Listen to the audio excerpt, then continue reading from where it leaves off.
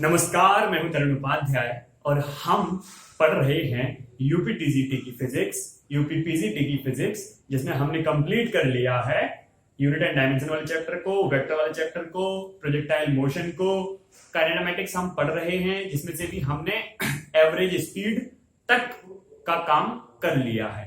ठीक है, तो जल्दी से क्विक रिवीजन कर देता हूं। जो हमने कल वाली क्लास की थी उसमें हमने 3 फॉर्मूले डिस्कस किए थे एवरेज स्पीड के। वो तीनों फॉर्मूले यहां पे एक बार लिख लेते हैं। नंबर 1, पहला केस था जब कोई भी पार्टिकल या कोई भी बॉडी एक कांस्टेंट स्पीड से अपने पाथ को ट्रेवल करती है, तो हम बिल्कुल सिंपल वाला जो फॉर्मूला है वो इस्तेमाल करते हैं एवरेज स्पीड या एवरेज वेलोसिटी के लिए। तो क्या फॉर्मूला है? वही जो आप हमेशा से निकालते हैं, speed equal to distance upon time. ये वही है फेमस वाला फॉर्मूला जो हमेशा निकालते हैं हिंदी में, वही है, चाल बराबर दूरी बटे समय। ठीक है, ये तो तब है जब कोई भी पार्टिकल या बॉडी एक कांस्टेंट स्पीड से अपने पाथ को ट्रेवल करती है। क्लियर है? फिर मैंने आपको दूसरा वाला केस बताया था, जिसे मात्र केस 1 लिखा हुआ है। वो ये था कि कोई भी पार्टिकल डिफरेंट वेलोसिटी को सेम पाथ के लिए ट्रेवल करता है। जैसे v1 स्पीड से 10 किलोमीटर, अगली v2 स्पीड से भी 10 किलोमीटर, v3 स्पीड से भी 10 किलोमीटर। तब इसके लिए क्या फॉर्मूला था? अगर आपको याद हो तो बताइए मुझे। एवरेज स्पीड या वेलोसिटी लिख देता हूं मैं, फटाफट से मुझे बताइए कितने बच्चों को याद है। चलिए मैं लिख देता हूं, आप कमेंट सेक्शन में लिखिए, मैं यहां लिखता हूं। फॉर्मूला था n upon 1 upon v1 plus 1 upon v2 up to 1 upon vn। ये था एवरेज स्पीड। कब? जब कोई भी particle v1 v2 v3 speed को, यानी स्पीड तो चेंज कर रहा है लेकिन जो पाथ है उसका वो सेम है, यानी 5 किलोमीटर 5 किलोमीटर 5 किलोमीटर या 3 किलोमीटर 3 किलोमीटर 3 किलोमीटर, लेकिन उसकी स्पीड बार बार बदल रही है। बार बार से मतलब हर 3 किलोमीटर पे बदल रही है। ठीक है, एक तीसरा केस और था, उसे भी मैं लिख ही देता हूं। वो थी एवरेज वेलोसिटी या स्पीड इक्वल टू, वो तब था जब कोई भी पार्टिकल डिफरेंट वेलोसिटी को सेम टाइम इंटरवल के लिए चल रहा है। जैसे 1 घंटे के लिए v1 स्पीड से चला, अगले 1 घंटे के लिए v2 स्पीड से चला, अगले 1 घंटे के लिए v3 स्पीड से चला। उसके लिए हम कौन सा फॉर्मूला इस्तेमाल करेंगे? एवरेज वेलोसिटी या average speed equal to v1 plus v2 dash dash dash vn divide by n। n क्या है? जितने टाइम के लिए वो भागा है या गया। ये है कल जो हमने डिस्कस किया। ठीक है, अच्छा चलिए, एक और रह गया है इंस्टैन्टेनियस स्पीड और या वेलोसिटी। उसे आप जान लीजिए। देखो क्या होती है इंस्टैन्टेनियस स्पीड, क्या होती है या वेलोसिटी ऑब्लिक वेलोसिटी।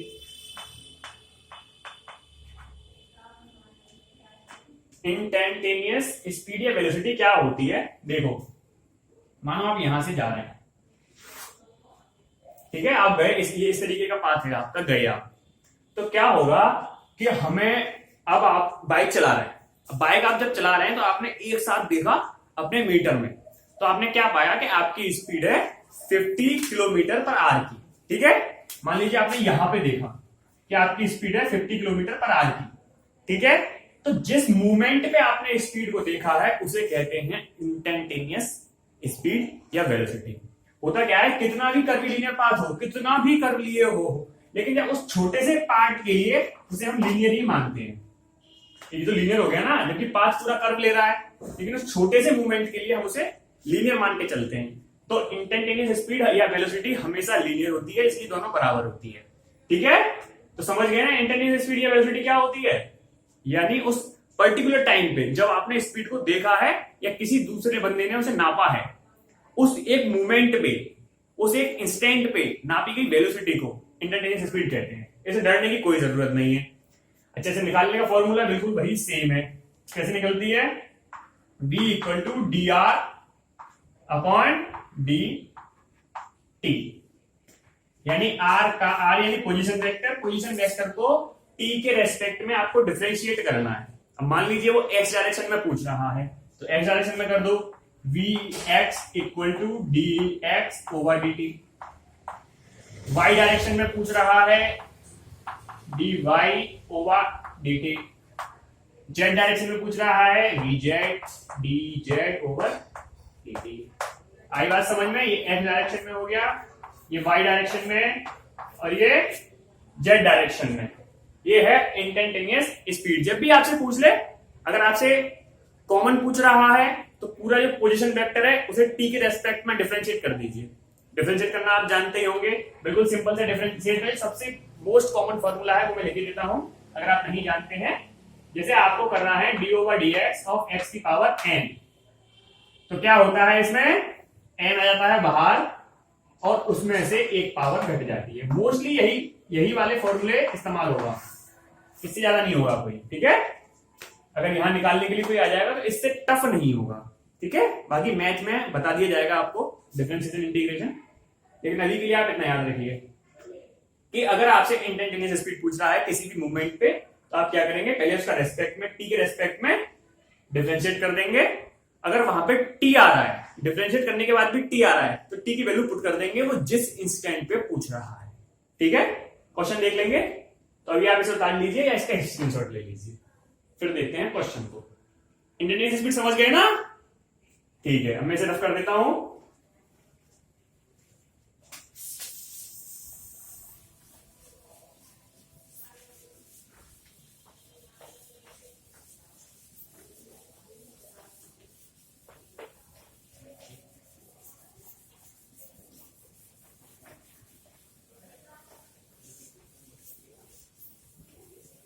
देखिए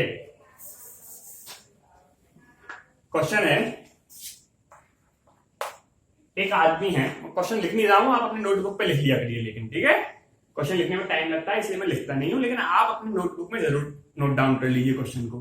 क्वेश्चन ये है, कोई भी आदमी है, a man goes to market with speed या वेलोसिटी, क्योंकि एक लीनियर पाथ को मान के चल रहे हैं हम, एक मोशन को स्ट्रेट लाइन में मान के चल रहे हैं। A man goes to market with the speed 6 kilometre per hour and return back with the speed 3 किमी per hour, find its average speed and average velocity. Hindi में क्वेश्चन कुछ इस प्रकार है, एक आदमी मार्केट जाता है 6 किलोमीटर पर घंटे की चाल से, वापस लौट के आता है 3 किलोमीटर पर घंटे की चाल से, तो आपको निकालना है औसत वेग और औसत चाल, average speed and average velocity. Question लिख लिया होगा आपने। अब देखिए होता क्या है, आदमी यहां था, यहां से यहां पहुंचा, कितने की स्पीड से, 6 किमी पर आवर। फिर उसने यहां सामान ले लिया अपना, फिर वापस लौट के आया, कितने से, 3 किमी पर आवर। अब आपको निकालनी है average velocity and average speed. तो सबसे पहले हम निकालते हैं एवरेज स्पीड।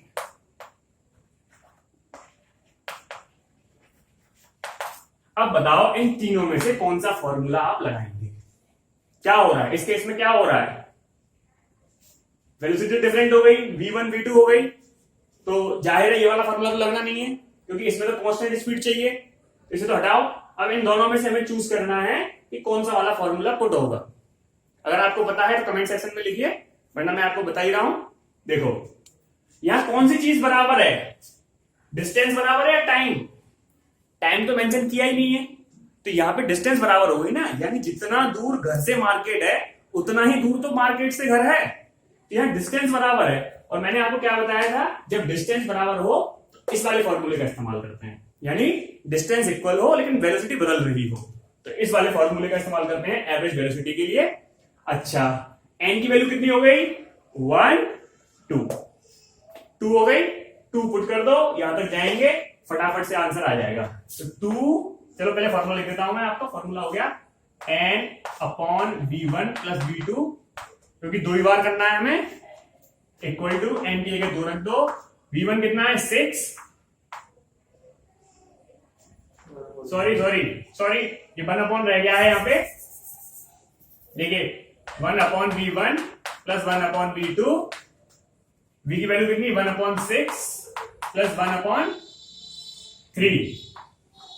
सॉल्व करिए, कितना होगा 2 इंटू 6 आ जाएगा, 6 तो ऊपर चले जाएगा, ठीक है,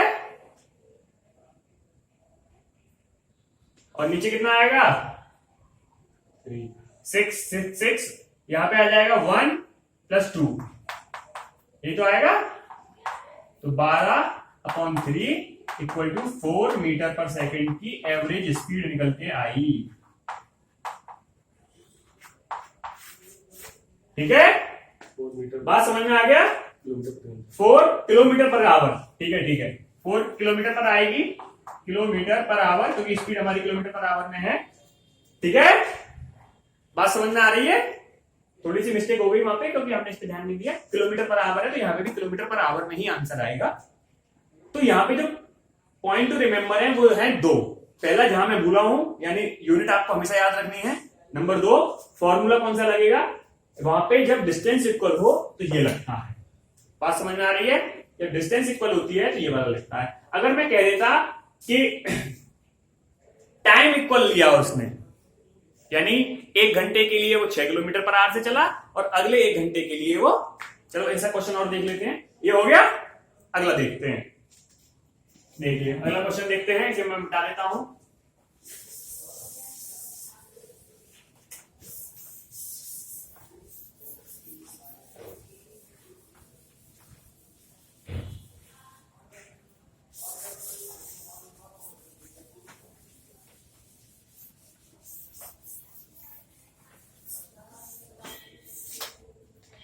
अगला देखिए, क्वेश्चन नंबर 2 है,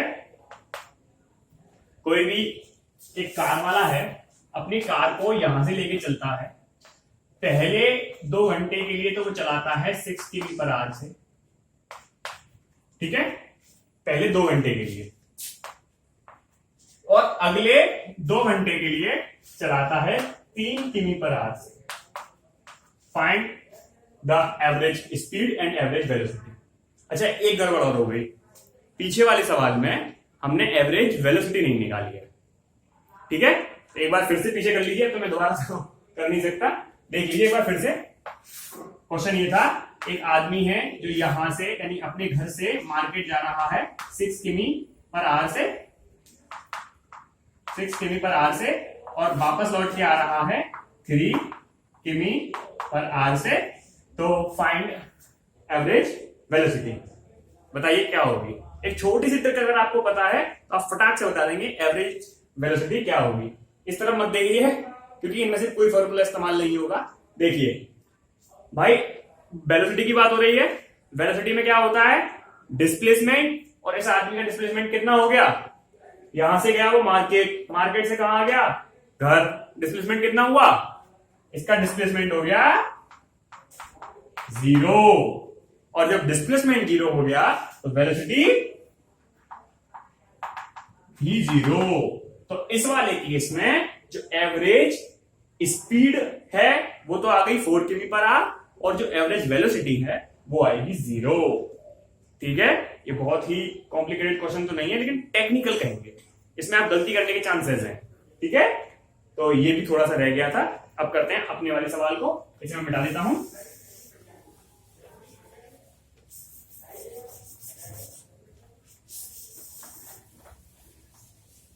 हाँ भाई, अब देखिए सवाल क्या है, कोई भी कार वाला है जो पहले 2 घंटे के लिए 6 किमी पर आवर से चलता है और अगले 3 घंटे के लिए चलता है, सॉरी अगले 2 घंटे के लिए चलता है 3 किमी पर आवर से। लिख लीजिए, पहले 2 घंटे के लिए 6 किमी पर आवर से और अगले 2 घंटे के लिए 3 किमी पर आवर से चलता है। तो वही क्वेश्चन है, average speed and average velocity.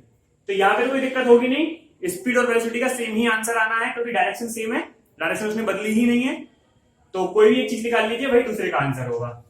तो हम निकाल लेते हैं एवरेज स्पीड, वेलोसिटी का भी वही आना है क्योंकि डायरेक्शन नहीं बदली है, जब डायरेक्शन बदल दी जाती है तब थोड़ा सा आंसर में बदलाव होता है। तो अब कौन सा इस्तेमाल करेंगे फॉर्मूला, देखो वेलोसिटी बदल रही है ना, 6 3 बदल गई यानी v1 v2, तो ये वाला तो इस्तेमाल होगा नहीं, ये तो कांस्टेंट स्पीड के लिए है। अब इस पे आइए, ये कब इस्तेमाल करते हैं, जब इक्वल पाथ ट्रेवल करे, यानी डिस्टेंस इक्वल हो 5 किलोमीटर 5 किलोमीटर 5 किलोमीटर। ऐसा तो यहां नहीं हो रहा है।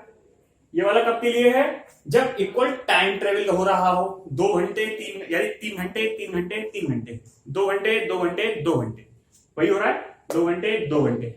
वेलोसिटी बदल रही है लेकिन घंटे, तब हम कौन सा फॉर्मूला इस्तेमाल करते हैं, ये वाला। तो लिख लो इसे, v1 plus v2 upon n की जगह 2 आएगा, 1 2, अगर आगे भी होते तो उन्हें काउंट कर लेते 3 4। तो बस अब आपका काम हो गया। v1 कितना 6, v2 कितना 3 अपॉन 2, 9 अपॉन 2, 4.5 किमी पर आवर। ये आ गई इसकी एवरेज स्पीड, और यही इसका आंसर होगा एवरेज वेलोसिटी का। समझ गए, दोनों फॉर्मूले को इस्तेमाल करना समझ गए। अब हम देखते हैं एक ऐसा सवाल जिसमें ये दोनों इस्तेमाल हो, ये भी इस्तेमाल हो जाए और ये भी इस्तेमाल हो जाए। ये बहुत परीक्षा के लिहाज से भी इंपॉर्टेंट क्वेश्चन है, और आपके कंसेप्चुअल अंडरस्टैंडिंग को समझने के लिए भी काफी अच्छा सवाल है। तो देखते हैं एक और सवाल, मैं इसे मिटा देता हूं, ठीक है। किसी की समझ में ना आया हो तो आप कमेंट करके उसे पूछ सकते हैं, मैं फिर से वीडियो बना दूंगा।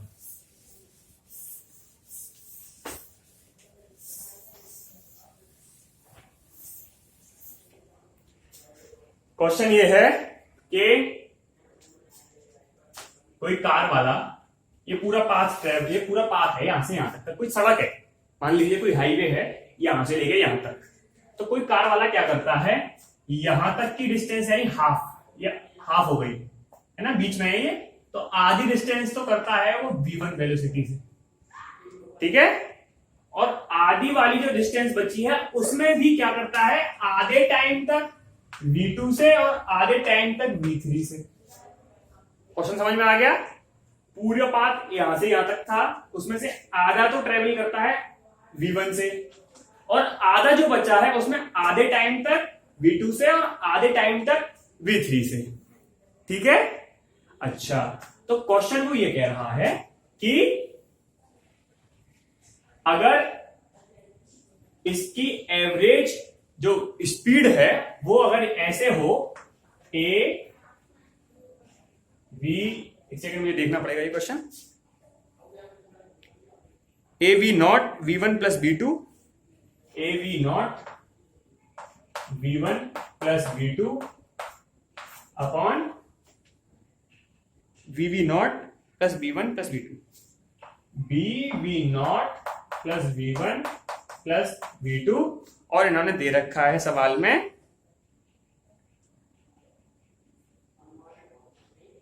v0 v1 v2, यहां पे v0 है और यहां पे v1 है, यहां पे v2 है।